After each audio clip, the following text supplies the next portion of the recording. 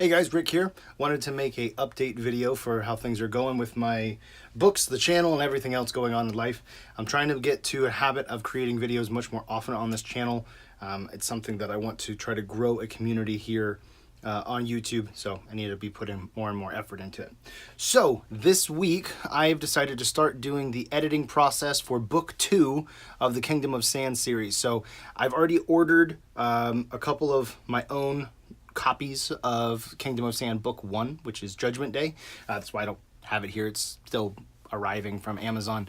Both the print and the digital versions are available down below. You can click those if you'd like. Also links to the other 2 books that I have here for the Revelations universe. So book 2 is going to be really cool. I just finished doing my initial rough draft read through of it, and I was a little, between you and myself, I was a little concerned that I'd kind of rushed through it. So when I wrote book 2, what I had done was I wrote book 1, then I wrote book 2 without editing book 1 yet. That's the first time I've ever done that. This is all part of my learning process for this whole, I'm trying to write 2,000 words per day from November 4th of 2018 all the way to November 4th, 2019. So far, I have not written 2,000 words every day. I was doing awesome for 2 months, and then I kind of slowed down because once I got into the editing process, I started learning how much time it really takes to edit. Now, I've edited my own books before, like Rise of the Inquisitor, but I wasn't doing it to the same speed. So now I'm doing a totally different way of editing. I've got more streamlined processes in place because the more experience I get, I'm starting to just start picking up, okay, if I do this, I can go quicker here. If I start tracking my information, I start knowing what I'm doing. Speaking of which, as far as tracking goes, I have a clipboard here that is just for my tracking purposes. So as I'm going forward, I've started to implement a clipboard system because it's getting really difficult to keep up with all the things going on. So when I'm editing, what I was doing, when I had edited Judgment Day, for example, I had 5 different notebooks on the side table here next to my desk table. And then I had, a couple other here while I was working, because normally I have my laptop right here, but when I'm doing the videos, I don't, because it looks cluttered. And I had, 5 different notebooks. I had one going for notes, so that way when I'm writing, I can show you this. It's not really huge spoilers on anything here. So I have one notebook that is just for, I title whatever the book that I'm working on. So this is just book 2 notes. And then I just start, as I'm reading through, I start okay, there's a plot hole here. I need to go back and add clarification to this chapter. So what I'm doing when I'm doing my rough draft reading, I'm really just trying to just read and doing simple edits. And then if there's anything that's really, really big story-wise, if say there's a chapter I feel I need to write in order to add some elaboration for this character's motives, or I need to add clarification, or where was this character in the middle of this action scene because I forgot to mention them or something. So I'll write notes to myself. So that's one notebook. Then I would have a notebook just for writing down character names. So every character name that's in any of the books I've started to record. Why? Well, when you're creating character names like I am for this robust universe that I hope Revelations one day can be, I need to be careful that I don't get accidentally name a character something very similar or exactly the same as somebody else. Well, Rick, how could you forget the character names?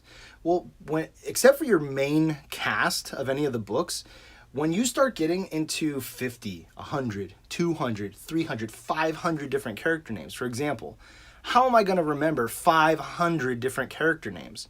It's not realistic because some of these people get mentioned one time or 5 times in one chapter, and then we never see that character again. So that name is somewhere floating around in my head, right? It's somewhere up in here. But when I go to name another character, when I'm naming characters, I don't normally think ahead of time, oh, I want to think of this really epic name. I might do that for main characters or characters that are going to be around a while. But sometimes when I'm writing a navigations officer on one of the ships, I just kind of just throw a name together in my head and I'm like, yeah, it sounds cool. And I just keep going.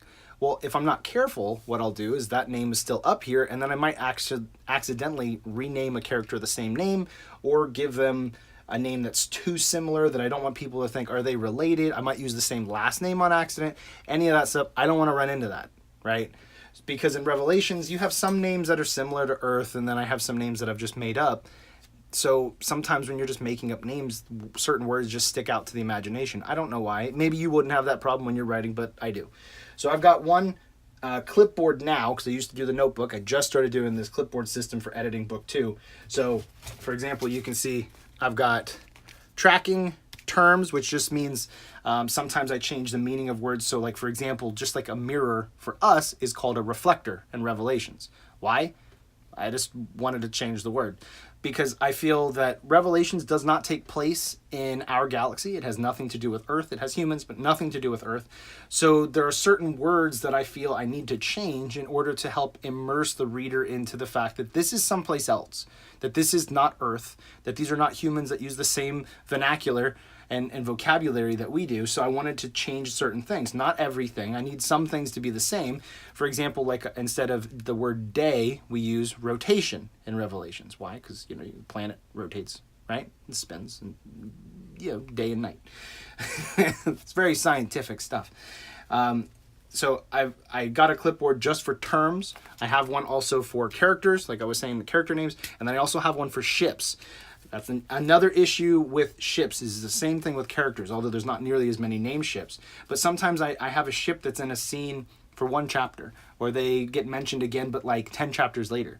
And sometimes when you're writing, you've got so much information going on in your head at one time, it's really difficult to keep it all together. So when I had 5 different notebooks, the reason I had 5 notebooks is because when you're editing, for myself, I didn't want to have to keep flipping pages. So I wanted to be able to have one notebook that was just for character names and just have that set up. Okay, this is book 2, character names. All right, just start writing every single character name. Every person that's in this book, I want to put their name down on that list. Well, if I had to keep flipping back and forth between one notebook to the terms, the ships, and then all the tracking information I have, and then notes to myself, and then character names, and then all these other pieces of information, it would get really, really cumbersome. So I have switched now to the clipboard system, because I found that even though doing the notebooks made it easier, there was too many notebooks laying around. And then I was like, okay, where's my notebook for character names? Okay, I got to go through this big stack. Okay, all right, found that one. Okay, where's the one for notes? Oh, gosh, okay. So now I've simplified it. I've put a marking, so like tracking, and then put one at the bottom, tracking. So that way, when they are stacked together, I can read it. And if they're shuffled or whatever, and there's just this nasty pile, and I'm like, okay, where's terms at? Oh, there's terms, and my computer shut off. And and so I'm trying some different systems to make things a little bit better. As you can see behind me, I finally have a pen cup, and I also have a rack here that I'm trying to get more and more organized here in my office, because 1, it helps me to think clearer, and 2, because I need it. I need to be able to have things organized as I'm moving forward. I've got these display stands to be able to put my books up so it looks nicer in the videos, and also it treats the books better. So like when I look over, because I don't normally keep them here, I move them a little bit back to the corner when I'm not recording, being able to start seeing the finished work that I've done, for me, is inspirational to myself, because I can look and see, hey, I've come this far. I've done this. Yeah, sales may not be where I want it to be. Yeah, my email list may not be as big as I want. Yeah, I may not be getting as many reviews as I want. But you've completed all of this so far. What else can you do?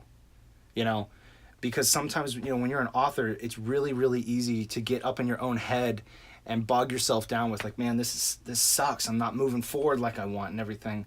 And, so I'm trying to make some different changes. Book 2 is coming together. It's already moved into the formatting phase. Basically what that means is, because of the way that I've been doing my systems, Book 1 of Kingdom of Sand went through some different formatting changes. So if you were to purchase currently Rise of the Inquisitor and Judgment Day, you would notice there's a little bit of a difference in margins, a couple of other things like the chapter headings, italics, certain other things that I've improved in Judgment Day that I need to go back to Rise of the Inquisitor. It's nothing that changes the story. It just helps upgrade the appearance a little bit. So there's just certain things I need to go back and accomplish at some point, but it takes hours sometimes to do editing. So I moved forward in the formatting process. I've got a list of notes I still have to take care of for book 2, but it's moving forward. I'm pretty excited. I'm on course for the March 7th release date that I've set. I've already put the down payment on the next illustration. Same artist that did this, which was the book cover for Judgment Day. He's doing the book cover for, which right now the working name for book 2 is Redbeard. So moving forward with that. I'm really excited because there was a situation I wasn't sure if I was going to be able to get to hire the artist or not, because he had got swamped with a bunch of other clients. So he was able to work something out so I could get in there and get my illustration done, hopefully in time for the March 7th release. But I'm pretty excited, and moving forward, book 3 has been touched a little bit. I decided instead of just keep writing, I needed to finish editing book 2, because there were certain things and characters I needed to introduce in book 2 that were going to be very important for book 3, 4, and 5. So I needed to kind of make sure that book 2 was locked down and done, where I was happy, and I'm like, okay, we can move forward now, rather than just keep pushing forward writing without knowing, okay, well, this person isn't important yet in this version of book 3, but now I've gone back and added things in book 2, so now book 3 has to be updated, so it's moving forward in a different way. But thank you guys for watching, subscribing, all that, and let me know in the comment section. I've done something different with my lights. Let me know if it's better or worse, indifferent, you don't care, whatever. It's just my sexy voice that you're here for. And talk to you guys soon. All right, see ya.